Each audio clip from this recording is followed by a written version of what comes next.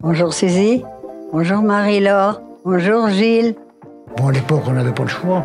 On vit dans un monde, faut voir. On peut pas tout dire, hein. C'est comme ça. C'est la vie. Parce que pour comprendre le monde qui nous entoure, il faut comprendre le monde duquel on vient. Vous entendrez ici des portraits qui retracent la vie de nos aînés. Je suis Capucine Jacob et vous écoutez Entre-temps, un trait d'union entre hier et aujourd'hui, un espace de parole où le passé est raconté par ceux qui l'ont vécu, et vous allez voir, c'est passionnant. Est-ce que vous croyez que le monde va mieux? Je ne sais pas. Vous m'en demandez trop. Le portrait que je vous propose aujourd'hui est celui de Louis. Louis est né en 1924. Il fête donc ses 100 ans cette année et il avait envie de partager les petites histoires inoubliables qui ont façonné son existence. Dans cet épisode, vous allez découvrir comment et pourquoi il participe au sabotage de la flotte française à Toulon pendant la Seconde Guerre mondiale. Il nous racontera aussi comment ses rêves déçus l'ont tout de même conduit sur les rails du succès à la RATP. Louis nous parlera également d'amour et nous livrera les secrets d'un couple heureux et ça fait toujours du bien. Enfin, si vous voulez connaître la recette de cet homme pour être dans une forme olympique à 100 ans, restez bien jusqu'à la fin de ce fascinant récit. Bonne écoute!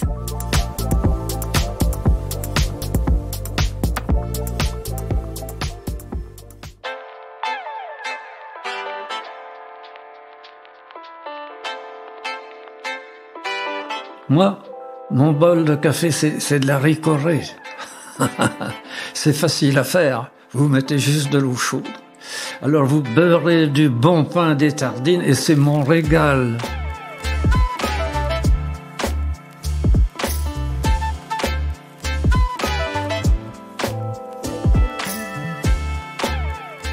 Je suis né le 5 mars 1924 à Iffignac, d'un père charron et d'une mère ménagère. Charron, on trouve le mot charrette. À ce moment-là, il cherchait un orme dans la région, un tronc de 40 cm. De là, il coupait et il faisait le moyeu de la roue. Alors il avait un espèce de tour à main, avec moment il tournait ça, il sculptait, et puis il faisait la place des raies. Les raies c'était de l'acacia, les jantes c'était de l'orme. Il faisait des charrettes aussi pour les paysans, parce que à cette époque-là, à Iffignac, on cultivait beaucoup d'oignons, puis il fallait les emmener dans la charrette, on en mettait une tonne jusque la gare d'Iffignac. Il y avait beaucoup de chevaux à circuler sur la route. Moi, à 12 ans, mon père m'a fait une petite carriole, comme ça, avec des roues de voiture, une petite pelle, et on m'envoyait ramasser le crottin des chevaux sur la route. Je ramenais ça à la maison pour faire de l'engrais dans le jardin. J'ai eu une jeunesse difficile, où un sou était un sou.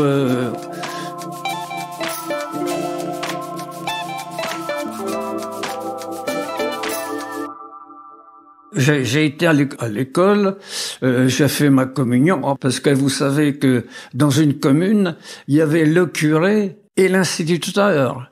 Tout le monde est obligé de passer par l'église. Moi, le premier, il fallait aller à la messe le dimanche. À 11 ans, il fallait aller à la messe à Vêpres.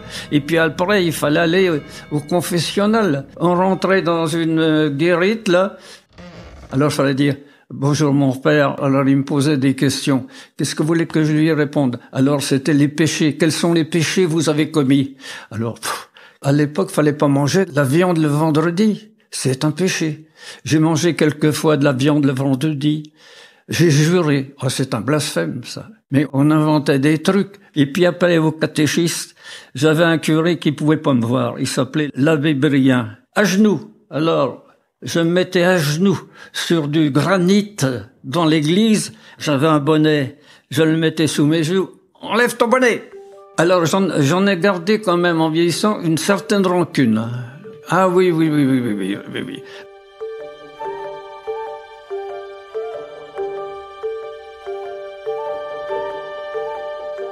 Eh ben, écoutez, comme beaucoup, j'ai eu mon certificat d'études. C'était mon seul diplôme. Quand j'ai eu 12 ans, on n'est plus à l'école. Mes parents m'ont envoyé, pour faire bien, à l'école Curie à Saint-Brieuc pendant 1 an. Et puis alors, on prenait pension que je nommé mon choix. On mangeait le midi, on était plusieurs, des jeunes comme ça. Oh, ça coûtait pas cher. On avait souvent de la purée saucisse et une noix ou une bricole, mais ça coûtait 1 franc. Et tous les lundis, maman me donnait 100 sous, 5 francs, et elle me disait, regarde donc si tu me coûtes cher.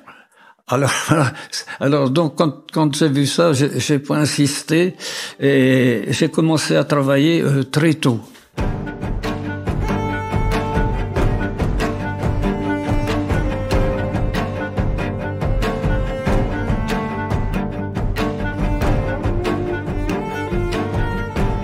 C'est une région maraîchère.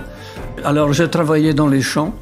Iffignac et Langueux, c'était le pays des oignons et des carottes. Mais ça demandait beaucoup de travail à la terre, hein. J'étais payé à la journée.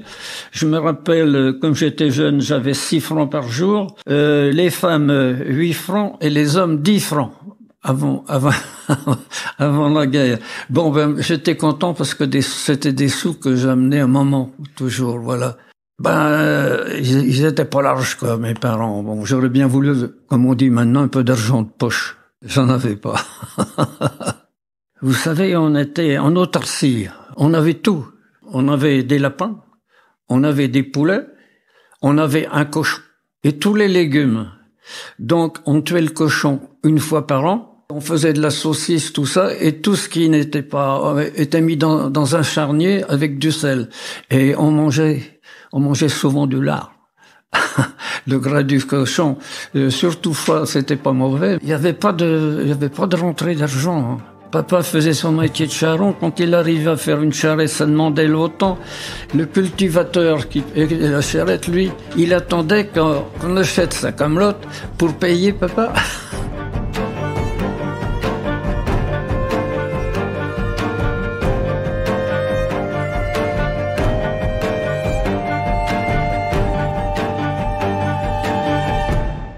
Et puis après, la guerre, papa avec son métier de charron, il n'avait plus tellement de travail.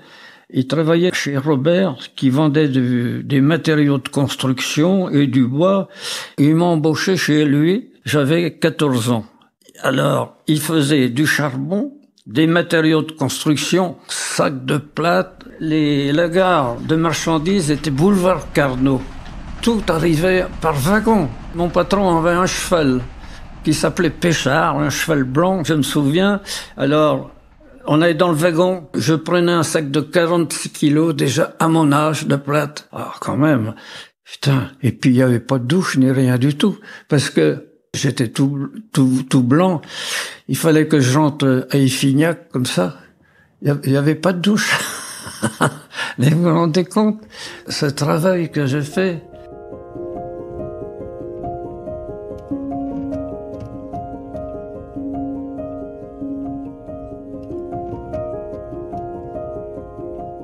Quand on a signalé que les Allemands allaient arriver, tous les gens Iffignac ont fermé leurs volets. Avec mes parents et des voisins, on avait peur parce que les Allemands de 14-18 étaient méchants envers la population. Et les anciens qui avaient vécu 14-18 ne pouvaient pas les voir. Alors on avait peur.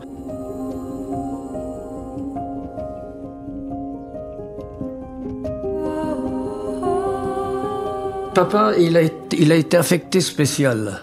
Affecté spécial, comme il était menuisier, on a fait des baraques en bois pour accueillir les réfugiés français qui venaient du Nord et partout. Alors j'ai toujours travaillé quand même. Alors chez Robert en question, les Allemands sont venus chez lui. Ils sont venus réquisitionner du bois. J'ai même débité du bois pour eux, mais c'était comme ça. Ils nous l'imposaient. C'était pas de la collaboration, hein, parce que pendant l'occupation, son entreprise, il l'a cédée à des gens qui ont collaboré et ils avaient un terrain et ils avaient installé une scie à ruban. Alors j'ai été embauché là et puis j'ai été comme scieur, vous savez, je débutais des planches, soit de la voliche, soit du 27 mm. J'avais un gars qui tournait à côté de moi sur le chariot, je lui disais 2 tours et demi, tout ça pour débiter les temps. Pendant la guerre après, j'ai été travailler à Mahon, dans le Morbihan. Et je me souviens très très bien que j'ai eu 20 ans en 44 et qu'il m'a chanté une chanson, mon patron, Kenavo. Je pourrais pas la chanter, mais Kenavo, c'était en breton, ça, voilà.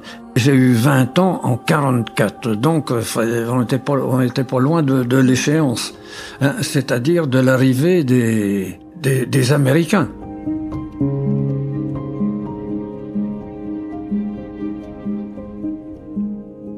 Il s'est passé une épisode quand même, puisque en 42, j'étais au sabordage de la flotte à Toulon. Ah, comment je suis arrivé là? Faites à se le demander. Alors figurez-vous que on a décidé de partir avec des copains comme ça. On a franchi la ligne de démarcation. La France était divisée en deux. Et la frontière, c'était à Vierzon. Il fallait la franchir. Je suis arrivé le 25 septembre là-bas, à Toulon. On s'est engagé dans la marine parce que on voulait rejoindre De Gaulle. Mais De Gaulle, pour nous, c'était quelqu'un de formidable. Je l'ai toujours admiré, moi. Ah oui, oui, oui. Alors, on voulait le rejoindre. Mais manque de peau. Dans la marine, j'ai été affecté sur un croiseur. Hein, j'étais matelot sans spécialité, mais attendant de cours, télémétriste. Ah, j'avais choisi ça, je sais pas ce que ça voulait. Enfin, à un moment, allez, tout le monde sur le pont pour le combat. Alors j'étais sur le hangar à hydravion, c'est un croiseur de 10 000 tonnes, le Galissonière, parce que les Allemands avaient envahi la zone libre et arrivaient à Toulon. Alors, j'étais là sur le hangar à hydravion, il y avait les Allemands qui passaient, parce qu'ils ont mouillé, pour pas que les bateaux partent, ils ont mis des mines dans la passe à la sortie de Toulon. Le bateau s'est sabordé, c'est un croiseur de 10 000 tonnes quand même, ils ont ouvert les vannes. Plus rien, il y avait le Clémenceau, il s'est sabordé, le bateau a volé en éclats et tout ça, oui. Alors, j'ai dit, ça y est, on va aller en Allemagne. Mais non, on s'est retrouvés là, enfermés dans un bâtiment qui servait à l'école des fourriers. On a été 2 jours enfermés là, sans manger, oui. Mais je dis, qu'est-ce qu'ils vont faire de nous? On a été renvoyés dans nos foyers. Alors, à leur départ, comme j'avais été dans la marine, et on m'a envoyé dans la marine à Brest. De là, j'ai été affecté dans une section de canonniers marins. J'avais la tenue anglaise, battle dress, vous savez. Et bien, malgré tout, on avait gardé le béret à pompons. Je crois qu'on a dû m'envoyer à Rochefort. C'est à ce moment-là que je suis devenu ancien combattant, parce que on a gardé les Allemands. On avait fait un cercle là, et puis, ma foi, on les gardait. On les gardait si bien que moi j'ai été affecté un jour au poste de commandement, mais on était bien dans l'air d'un château, il y avait une ferme.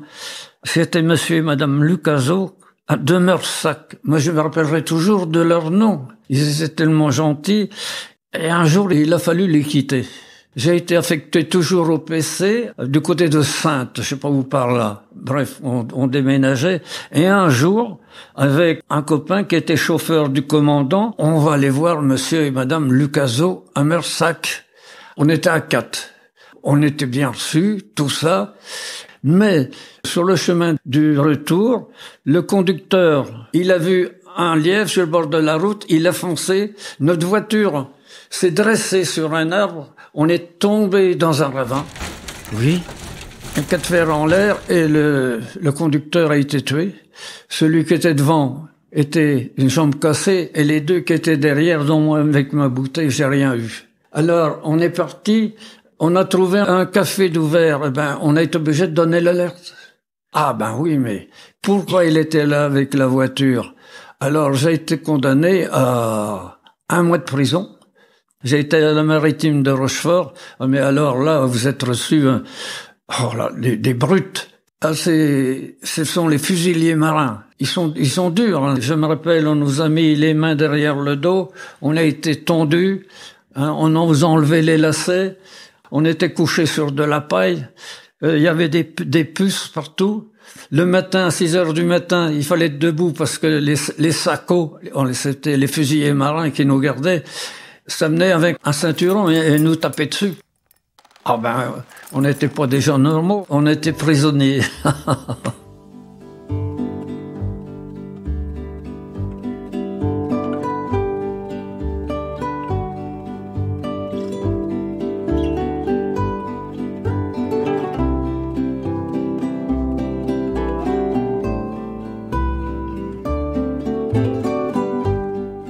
Je voulais quand même faire une situation déjà un petit peu. Je voulais pas rester comme je faisais avant la guerre, parce que bon, ben, j'avais quand même 21 ans. On a déjà des vues hein, sur l'avenir. Moi, mes rêves, c'était devenir gardien de la paix à Paris. Pourquoi? Parce que j'avais mon oncle, je voulais être comme lui, gardien de la paix. J'ai réussi mon concours, hein, tout ça, mais quand je suis rentré, oh là là! Vous êtes trop petit, mon ami. Ah bon? Il fallait faire 1m70. On va vous toiser quand même, qu'il a dit, mais on peut pas vous prendre. 1m67 et demi. Alors c'est bien que je suis donc resté à Paris et mon oncle et ma tante m'ont mis en relation avec un gars du métro. Donc je fais une demande au métro. Je suis accepté en tant que surveillant temporaire. Je suis affecté à la mairie d'Ivry. J'étais licencié avant un an pour ne pas être commissionné. Pendant ma licence, moi j'étais un bosseur. Pourquoi? J'avais tellement bossé pour connu la misère, le travail, les sacs de plâtre, le charbon, tout ça que je voulais réussir dans la vie. J'ai été aux conférences de la RATP, tout ça. Il y a pas un an que j'étais là, j'étais reçu déjà conducteur à la RATP. Mais vous vous rendez compte, j'avais un des plus jeunes. J'ai continué, j'ai bossé, j'ai été aux conférences. J'avais 26 ans, j'ai été reçu concours de maîtrise. J'avais déjà un commandement à la RATP. Vous vous rendez compte? J'ai tellement monté en grade que j'ai terminé inspecteur principal, chef de ligne. J'étais responsable de toute une ligne de métro, mairie de Montreuil, Pont-de-Sèvres. C'était moi le patron.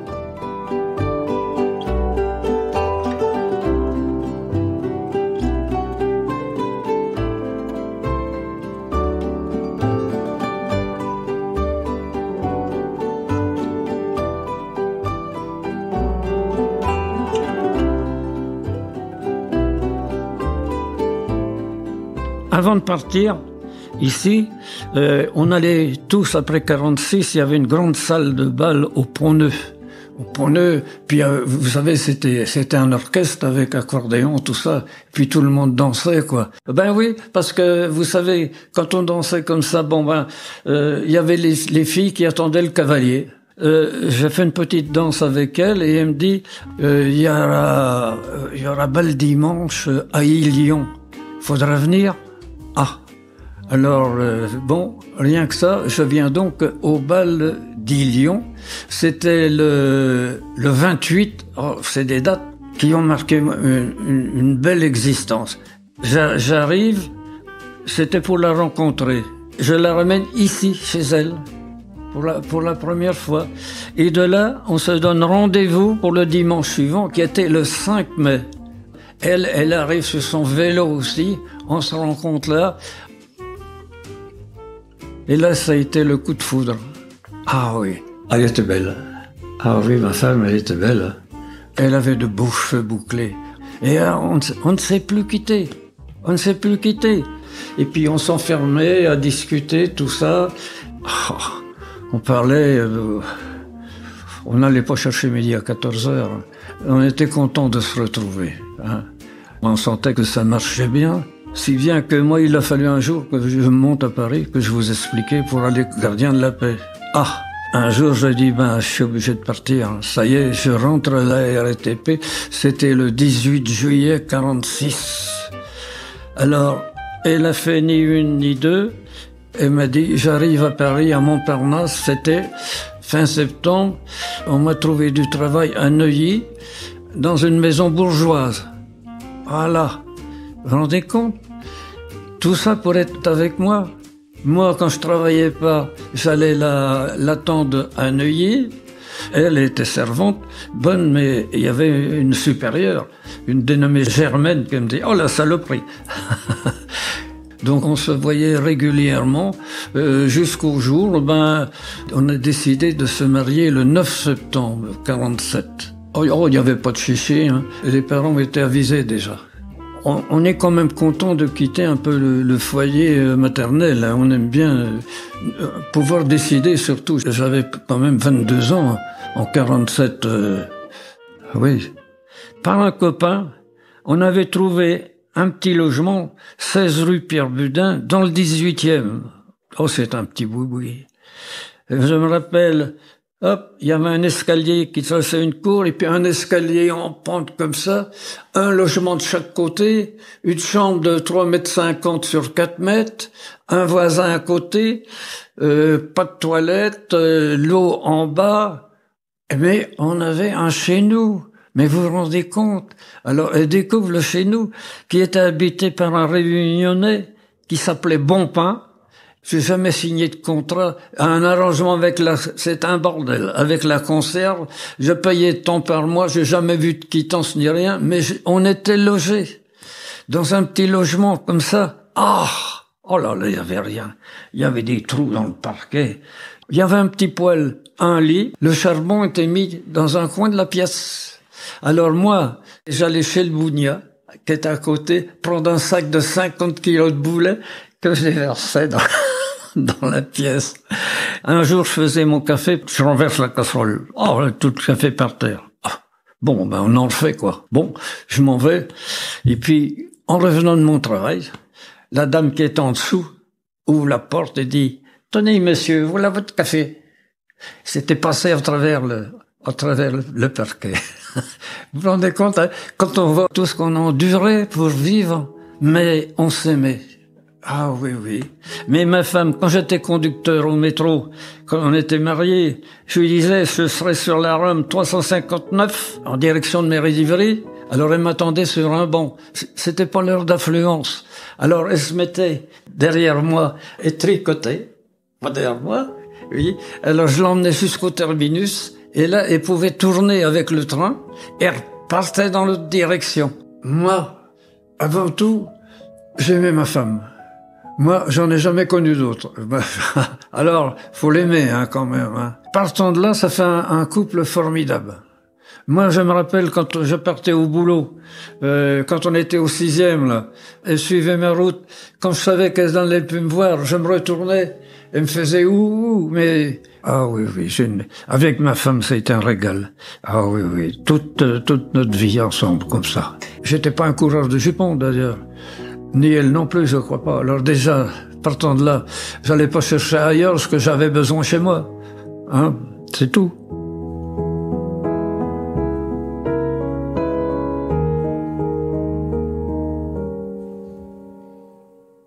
Initialement, il était prévu 3 enfants. On appliquait la méthode Ogino. Ça marche pas à tous les coups. Et puis après, c'était déclenché, ça a été jusqu'à 6. Ah, mais c'était une belle famille. Oui, j'étais exigeant quand même, hein, au point de vue études. Hein. Oui, très. Elle s'en fichait.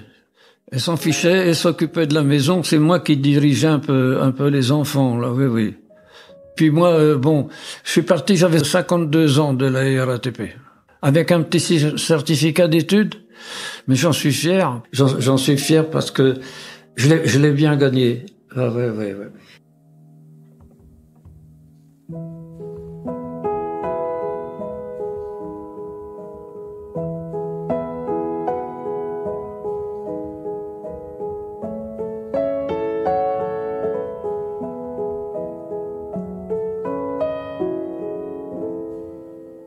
C'est incroyable d'être comme vous êtes à 100 ans. Ah, mais tout le monde me dit. On me demande même Marcette. Eh ben, Marcette, je dis, j'ai toujours été actif. Il faut de l'activité.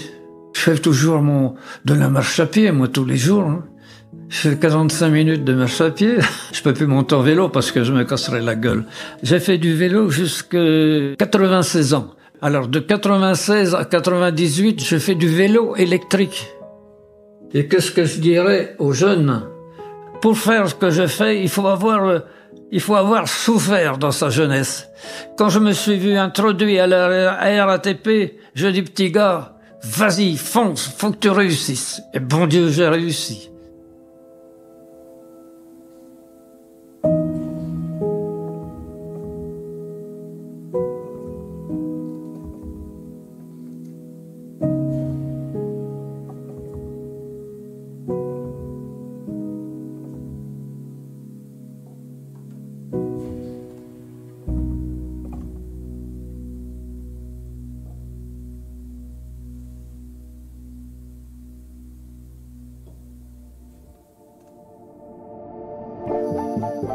C'est la fin de cet épisode.